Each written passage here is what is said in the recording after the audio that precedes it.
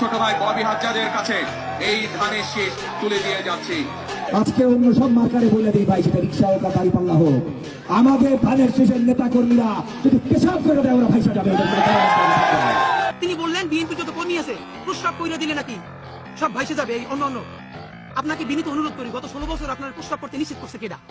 মানে গত 16 বছর আপনি প্রস্রাব করেন নাই কেন? আল্লাহর রাস্তায় বলেন। তা আপনার একটা কথা বলি, এত প্রস্রাব যখন পেটে নিয়ে 16 বছর রয়েছেন, 28 অক্টোবর 2023 পল্টনের সামনে যখন সমাবেশ হয়েছে, গ্রেনেড মারতে পারে নাই, তার আগে বুড়া নেতৃবৃন্দ মুহুর্মুহু কইরে পালাইলেন। আমরা বিএনপির কর্মী না, তবু 1 ঘন্টা সেখানে স্টেজের সামনে দাঁড়াইছিলাম, কোন একজন মাঝারি মানের নেতাও আছে কিনা আমরা প্রতিরোধ গড়ে তুলবো। একজনও পারেন নাই।